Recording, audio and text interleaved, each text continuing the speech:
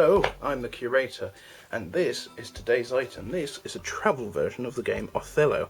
Now, if you didn't know about Othello, it's sort of a bit like a couple of games like Go and Reversey and games like that. Basically games where you sort of have to strategically capture and cover the board. There are some versions of Go where you just have to, if you know, the second you've captured your opposing player, then you've won. But this is a bit more grand strategy, as you have to not only capture your player's pieces, but you have to make sure that by the end of the game you have the most pieces. Now, this might be difficult in sometimes because you might think that you have a lead, but you only realise, a couple of tiles away from winning, that your opponent has one thing that can completely devastate your position and overturn most, if not all, of your tiles.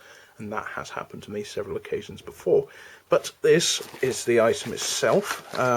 Came in a box. It's a bit old. It has been used, as you can tell. Cardboard boxes of this nature never fare well, as you can tell by the big rips I'm sort of ripping up there. Made by Spears Games, who make a lot of games, ages 8 to adult, 2 players.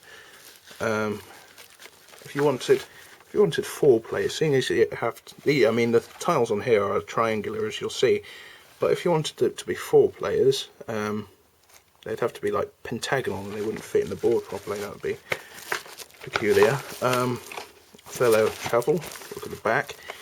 Minutes low and lifetime to master, that's very true. Contents: Travel Othello Rules Leaflet. 2 players aged 8 and over.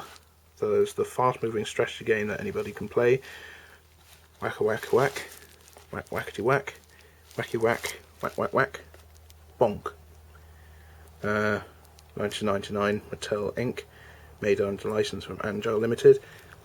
There's a plane going overhead.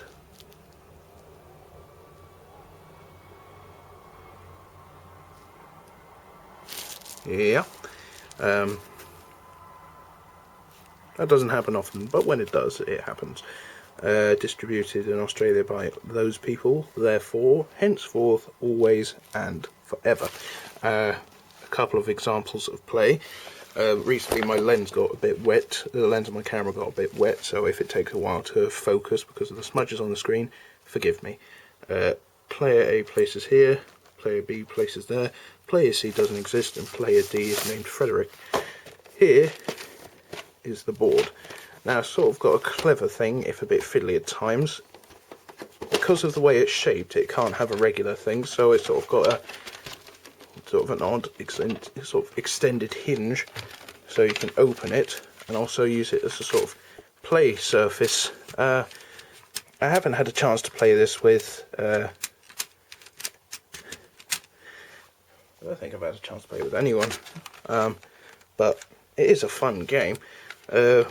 Travel, it's a bit big for a travel thing, but there isn't, if you made it too small, the things would be difficult to turn, and they're not difficult to turn at the moment. It's only because I've got gloves on that they're a bit fiddly for me. But yes,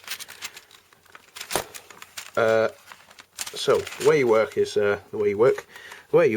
you get, you train in college and you get an occupation.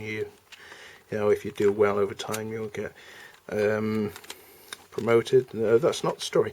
The story is this: the way you play it is, whoever goes first goes first.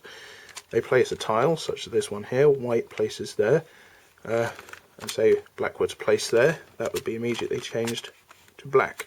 And as you go across, you sort of cover the board until the one with the most squares wins. Now, no matter how it is, no matter how it's designed, no matter how it plays, if you like it or not, it's all worth it for the tile flipping thing. That is pleasing. Very pleasing. I don't know what it is, but I enjoy doing that immensely. And as do people I know. A couple of people I know who have seen games of this nature have aborted wanting to play them just for the joy of flipping over the tiles. You'll need a big bag to fit it in, there's no doubt about that.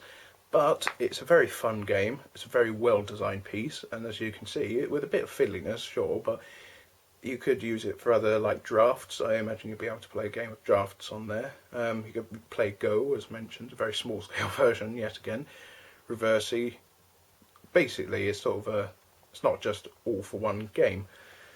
Is it worth getting? Most certainly. I have the original version of Othello as well, with tiles somewhere, and there's always a bit of a stress when you play it, thinking that one of the tiles has gone missing. And counting out 64 tiles every time get a bit tiring, so having them attached in this sort of way, that sounds really lazy. Counting 64, counting 64 is the most tiring thing in the world. Please someone punch me. This is incredibly well designed, as you can't really lose the tiles, and the flipping system, the tile flipping system, is incredibly pleasing. It's an all-in-one compact thing, and it's a very nice design. So, yes, is it worth getting? Yes. I think I said that. I think I've covered that very much. Also, Othello itself is about a prince and a princess who are black. The prince is black and the princess is white, if I recall correctly. And at the times, people weren't groovy with interracial marriages and interracial relationships. We are more so now, which is a good thing. But back in the day, they weren't so much. So I suppose it could be a sort of representation of the conflict in Shakespeare's play. In the end, Othello kills his wife in a jealous rage, ends up murdering himself, I think, and then one of his friends is left over to mop up the mess, as it were. What a wonderful, heartwarming story. Bye.